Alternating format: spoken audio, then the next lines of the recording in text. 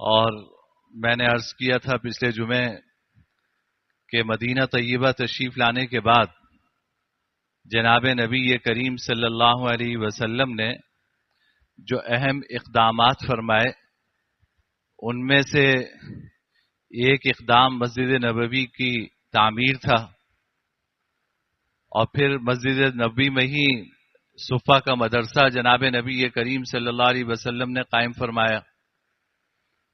اس کے بعد دوسرا اہم اقدام آپ کا وہ حضرات انصار اور مہاجرین میں مواخات کا تھا کہ آپ نے ظاہر مہاجرین بے سر و سامان آئے تھے، ان کا کوئی ٹھکانہ نہیں تھا، تو جناب نبی کریم صلی اللہ علیہ وسلم نے انصار کے ساتھ ان کی مواخات قائم فرمائی۔ اور پھر میں نے عرض کیا تھا کہ مدینہ کے اطراف میں یہود بستے تھے، بلکہ مدینہ کے اندر اور اس کے اطراف دونوں جگہ یہود تھے۔ یہود کے 3 قبیلے آباد تھے، بنو قینقاع، بنو نذیر اور بنو قریظہ۔ یہ تینوں قبیلے یہود کے آباد تھے، اور یہود کو یہ حسد تھا کہ وہ یہ سمجھتے تھے کہ آخری نبی جو آئیں گے وہ بنو اسحاق میں سے ہوں گے۔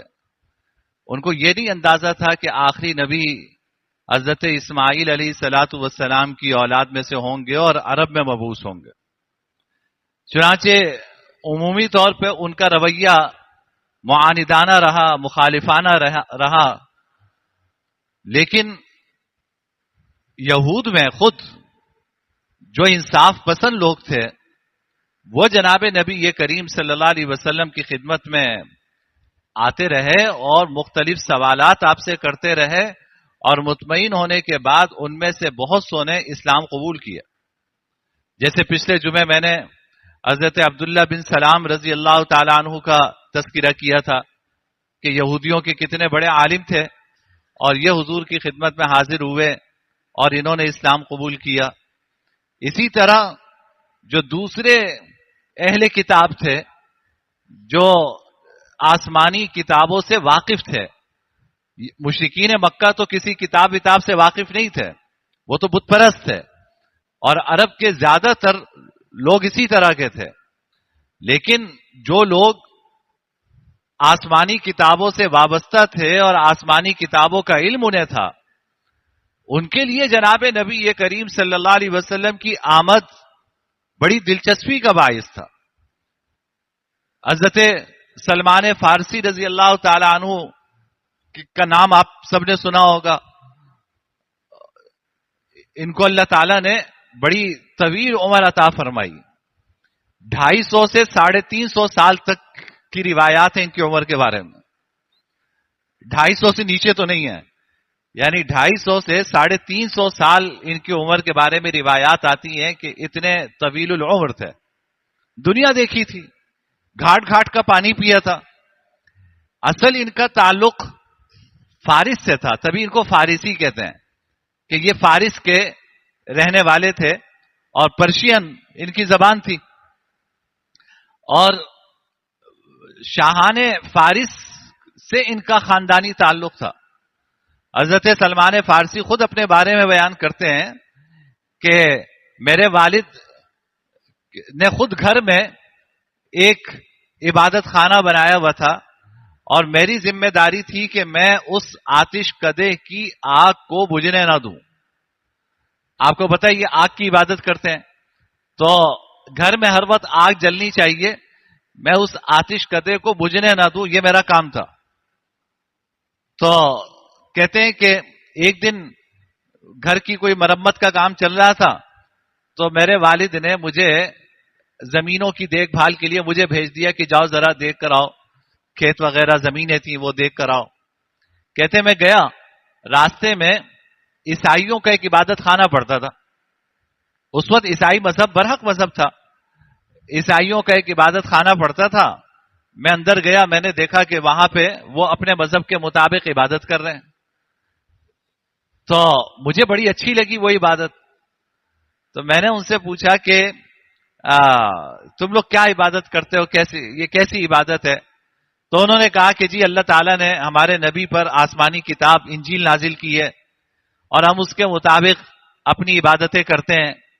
حضرت عیسیٰ علیہ الصلاۃ والسلام کو اللہ تعالیٰ نے بھیجا نبی بنا کر, ہم ان پر ایمان رکھتے ہیں. تو انہوں نے کہا کہ تمہارا جو مذہب ہے یہ اس کا اصل مقام اور اصل جگہ کون سی ہے جہاں پہ اس کے بڑے بڑے علماء موجود ہوں؟ تو انہوں نے کہا کہ جی ملک شام ہے جہاں ہمارا مرکز ہے اور ہمارے بڑے بڑے علماء عیسائیوں کے وہاں پر ہیں. تو انہوں نے کہا کہ اگر تمہارا کوئی قافلہ جائے تو میں جانا چاہتا ہوں, مجھے ملک شام تم بھجوا دو. بہرحال ان کے والد کو علم ہوا کہ یہ اس طرح کسی عیسائیوں کی عبادت خانے میں جانے لگے ہیں, تو والد نے گھر میں بیڑیاں باندھ کے زنجیر سے قید کر دیا. لیکن ان کو موقع ملا اور ان کو پیغام ملا کہ جی ملک شام لشکر وہ کوئی قافلہ جانے والا ہے, تو یہ کسی طرح اپنی زنجیریں توڑوا کر اس قافلے کے ساتھ ملک شام پہنچ گیا. حضرت سلمان فارسی کہتے ہیں کہ میں نے وہاں معلومات کی کہ عیسائی مذہب کا سب سے بڑا عالم کون سا ہے. تو مجھے لوگوں نے بتایا کہ جی عیسائی مذہب کا سب سے بڑا عالم فلاں ہے. تو میں اس عالم کی خدمت میں رہنے لگا. میں نے کہا کہ جی میں چاہتا ہوں کہ میں آپ کا مذہب سیکھوں. ہمارا مذہب تو آتش کدے کا ہے, ہم تو آگ کو پوچھتے ہیں. مجھے معلوم ہوا کہ آپ کی کتاب آسمانی کتاب ہے اور حضرت عیسیٰ علیہ الصلاۃ والسلام آپ کے نبی بن کر آئے ہیں, تو میں آپ کا مذہب سیکھنا چاہتا ہوں. اس نے کہا کہ ٹھیک ہے, تم میرے ہاں میرے گرجا میں رہو اور میں اپنا مذہب تمہیں سکھاؤں گا. حضرت سلمان فارسی کہتے ہیں کہ میں ان کے پاس رہا, پھر ان کا انتقال ہو گیا, پھر ان کے انتقال کے بعد ایک دوسرے عیسائی عالم کے پاس رہا, پھر ان کا انتقال ہونے لگا. تو میں نے پوچھا اب کہاں جاؤں؟ انہوں نے مجھے عراق کے کسی عالم کا پتہ بتایا. یہ گھومتے رہے اور مختلف عیسائی علماء کے پاس انہوں نے اپنا وقت گزارا. کہتے ہیں کہ آخری عیسائی عالم جس کے پاس میں تھا, جب اس کا انتقال ہونے لگا تو میں نے اس سے پوچھا کہ میں کہاں جاؤں اب؟ تو اس نے کہا کہ دیکھو اگر تم جا سکتے ہو تو عرب کی سرزمین پہ ایک نخلستان ہے, عرب کی سرزمین پر ایک نخلستان ہے, وہاں وقت کا آخری نبی مبعوث ہونے والا ہے. ہماری کتابوں میں جو نشانیاں بتائی گئی ہیں وہ ساری نشانیاں اب تقریباً پوری ہو گئی ہیں.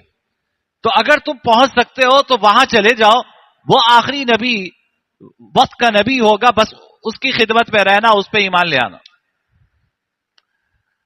حضرت سلمان فارسی کہتے ہیں کہ ایک عربوں کا ایک قافلہ آیا ہوا تھا. تو میں نے ان سے پوچھا کہ بھائی تم عرب جا رہے ہو؟ کہا میرے پاس جو کچھ تھا میں نے ان قافلے والوں کو دے دیا کہ مجھے کسی طرح عرب پہنچا دو. وہ قافلہ ان کو لے کر آ گیا سرزمین حجاز, اور قافلے والوں نے ان سے دھوکہ یہ کیا کہ ان کو غلام, یہ آزاد تھے, ان کو غلام بنا کر بازار میں فروخت کر دیا. کہتے ہیں میں فروخت ہوتا رہا, 10 ہاتھوں میں فروخت ہوا, 10 ہاتھوں میں بکا.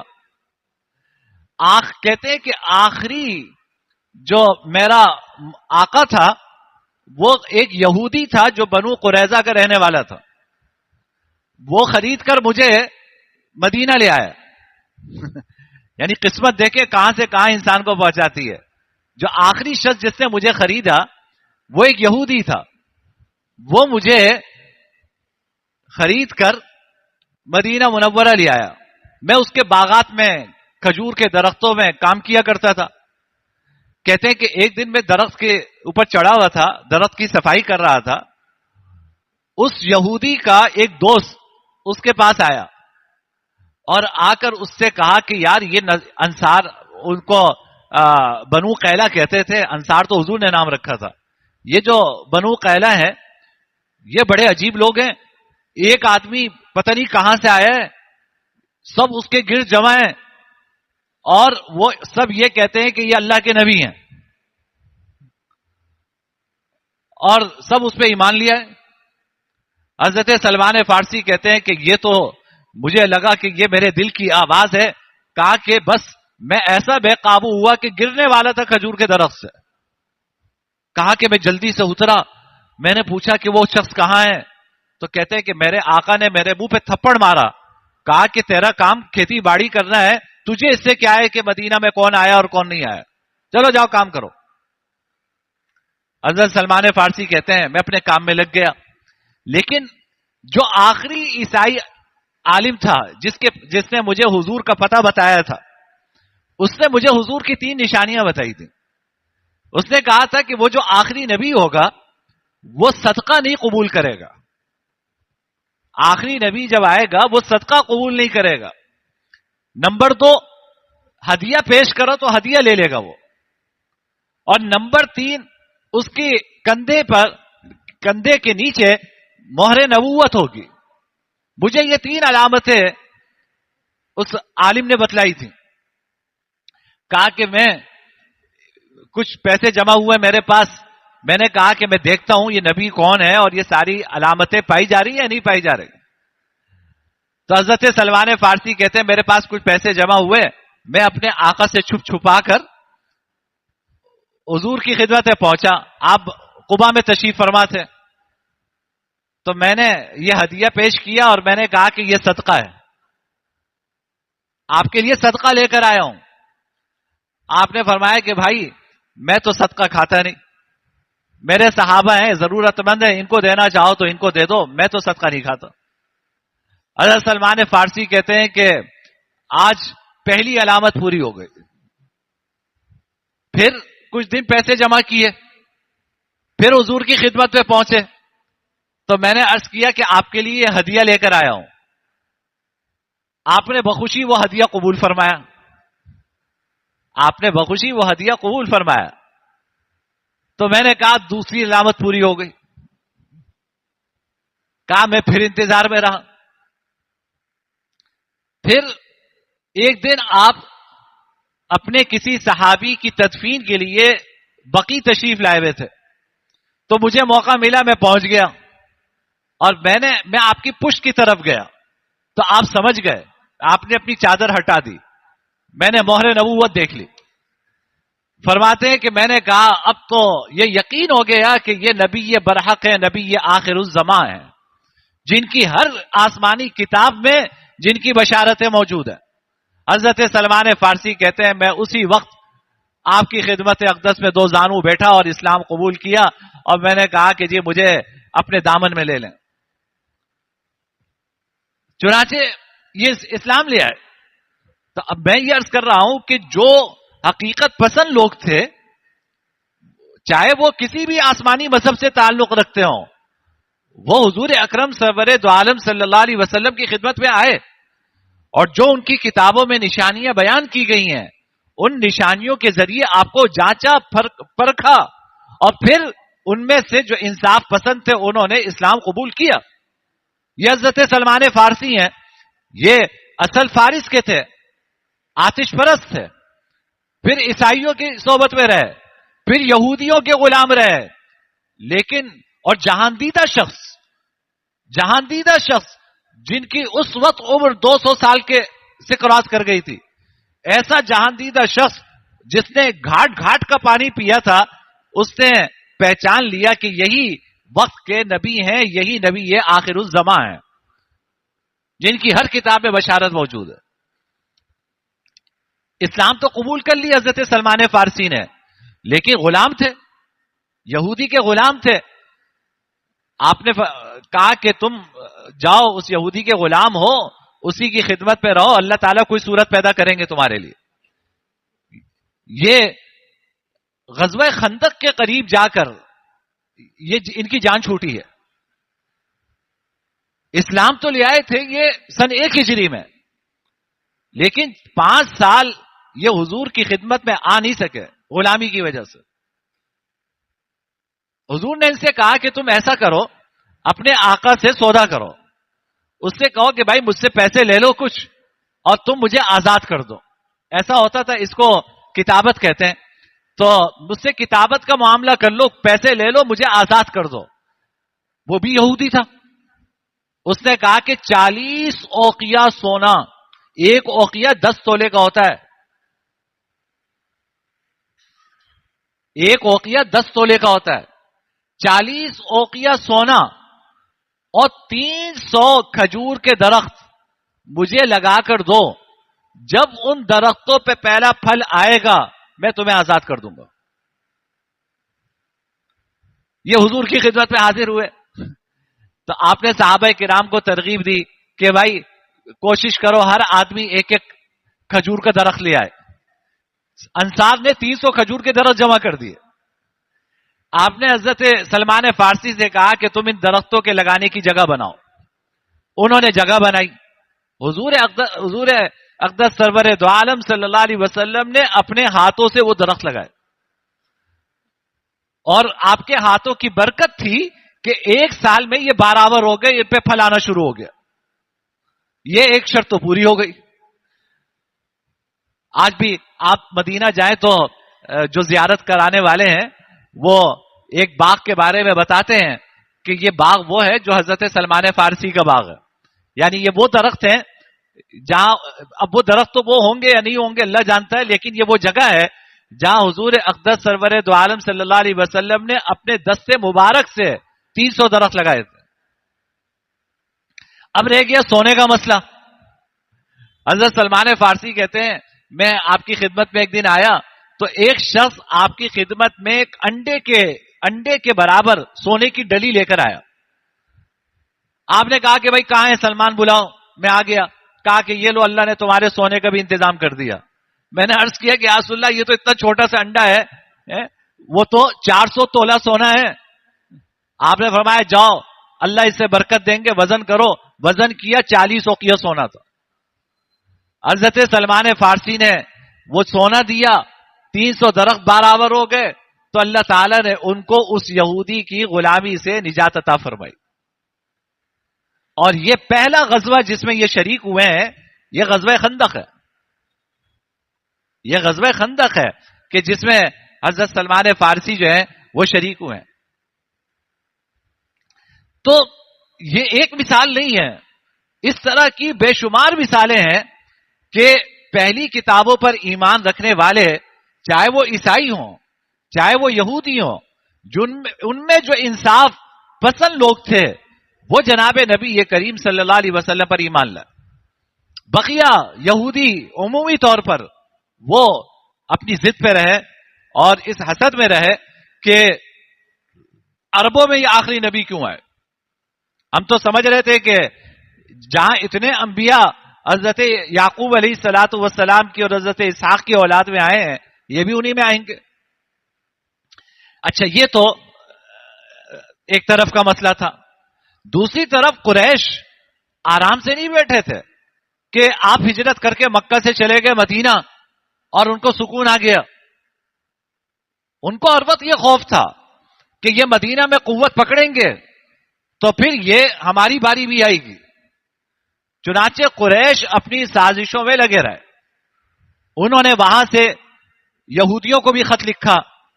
انہوں نے وہاں سے عبداللہ بن ابی منافق جو منافقین کا سردار تھا اس کو خط لکھا کہ تم لوگوں نے محمد کو پناہ دی ہے، تم اپنے یہاں سے ان کو نکالو ورنہ پھر ہم حملہ آور ہوں گے اور پھر ہم تمہیں نہیں چھوڑیں گے.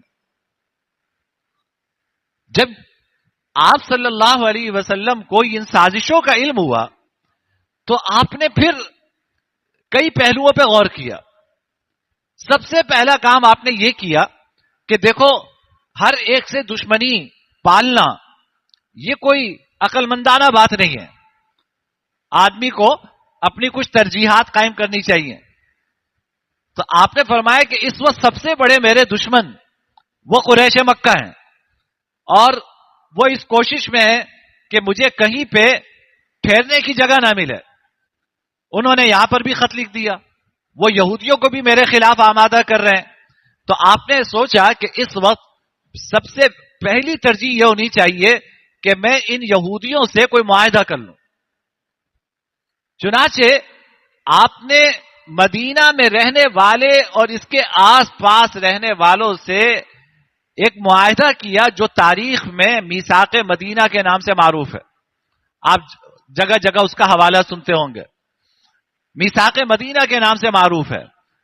آپ نے ان یہودیوں کے ساتھ یہ معاہدہ کیا کہ بھائی ہماری تمہاری صلح ہے اور ہم ایک دوسرے کا احترام کریں گے، ایک دوسرے کی تعظیم کریں گے، ایک دوسرے کے مذہب کی تعظیم کریں گے، اور اگر باہر سے کوئی حملہ آور مدینہ پہ حملہ آور ہوگا تو ہم دونوں مل کر اس کا مقابلہ کریں گے۔ اس معاہدے کے 3 فریق تھے، یہود، انصار اور خود حضور جو آپ مہاجرین کو ریپریزنٹ کر رہے تھے۔ تو آپ یہ 3 فریق تھے اس معاہدے کے، تو آپ نے ان تینوں فریقوں کو ملا کر ایک معاہدہ کیا کہ ہم یہاں پر امن و امان کے ساتھ رہیں گے، اور اگر ہمارے اوپر مدینہ پہ کوئی حملہ آور ہوا سب مل کر اس کا مقابلہ کریں گے۔ یہودیوں پہ اگر کسی نے حملہ کیا تو یہ مسلمانوں پہ حملہ سمجھا جائے گا، اور اگر مسلمانوں پہ حملہ کیا تو یہ یہودیوں پہ حملہ سمجھا جائے گا۔ یہودی اپنے جان و مال سے مسلمانوں کا ساتھ دیں گے، اور قریش مکہ کو کوئی مدینہ میں پناہ نہیں دے گا۔ یہ بنیادی اس کے نکات تھے۔ ان نکات کے مطابق میثاق مدینہ جناب نبی کریم صلی اللہ علیہ وسلم نے یہودیوں کے ساتھ کیا۔ آج مورخین جناب نبی کریم صلی اللہ علیہ وسلم کی اس حکمت عملی پر جب غور کرتے ہیں تو داد دیتے ہیں کہ آپ نے ایسے زبردست سپہ سالار تھے، اور اللہ نے آپ میں ایسی زبردست قائدانہ صلاحیتیں رکھی تھی کہ آپ نے ایک وقت میں کئی محاذ نہیں کھولے اپنے لیے۔ آپ کو اندازہ تھا کہ میرا سب سے بڑا دشمن وہ مکہ میں ہے، اور اگر میں آس پاس ہی محاذ کھول لوں گا تو پھر میرے لیے مشکل ہو جائے گی۔ تو جناب نبی یہ کریم صلی اللہ علیہ وسلم نے مدینہ اور اس کے آس پاس رہنے والے یہودیوں کے ساتھ یہ معاہدہ کیا جس کو میثاق مدینہ سے تعبیر کرتا ہے، اور یہ معاہدہ چلتا رہا۔ لیکن وقت کے ساتھ ساتھ یہودی انہوں نے کب کوئی معاہدہ پورا کیا؟ ہم تو کتابوں میں پڑھتے تھے، آج اپنی آنکھوں سے دیکھ رہے ہیں۔ عجیب بات یہ ہے کہ اللہ نے ہمیں زندگی میں ان کی وہ فطرت اور وہ خصلت دکھا دی ہے جو خصلتیں ان کی ہم تاریخ کی کتابوں میں پڑھا کرتے تھے۔ انہوں نے کتنے معاہدے کیے؟ کون سا معاہدہ ہے جس کا انہوں نے احترام کیا؟ اور یہ کب سے کرتے چلے آ رہے ہیں۔ لیکن کچھ لوگوں کے لاڈلے ہیں تو ٹھیک ہے، سب کچھ برداشت ہو رہا ہے۔ اگر ایک مسلمان ملک یہ کرتا تو پھر دیکھیے کہ کیسی پوری دنیا اس کے اوپر حملہ آور ہوتی۔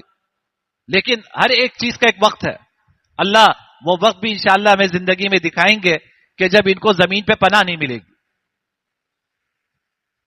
ضرور انشاءاللہ اللہ وہ وقت دکھائیں گے۔ تو یہ تو آج بھی ان کی خصلت و فطرت میں یہی ہے کہ کوئی معاہدہ کیا ہوتا ہے، معاہدے کی پاسداری کیا ہوتی ہے، ان کی لغت میں نہیں ہے یہ۔ پہلے ایک قبیلے نے بنو قینقاع نے معاہدہ توڑا، پھر بنو نذیر نے توڑا، پھر بنو قریظہ نے توڑا، اور پھر جناب جب ظاہر معاہدہ توڑا تو حضور اکرم صلی اللہ علیہ وسلم کو موقع ملا اور آپ نے یہودیوں کے خلاف کارروائی کی اور ان کو مدینہ سے نکالا۔ لیکن وقتی طور پر آپ نے 2 محاذ نہیں کھولے، ایک محاذ تھا قریش مکہ کا اور ایک محاذ تھا یہ یہود کا۔ تو جناب نبی یہ کریم صلی اللہ علیہ وسلم نے حکمت عملی کے تحت پہلے یہودیوں سے صلح کی اور ساری توجہ قریش مکہ کی طرف دی۔ چلیے وقت پورا ہو گیا، انشاءاللہ بقیہ اگلے جمعے عرض کروں گا۔ وآخر دعوانا الحمدللہ۔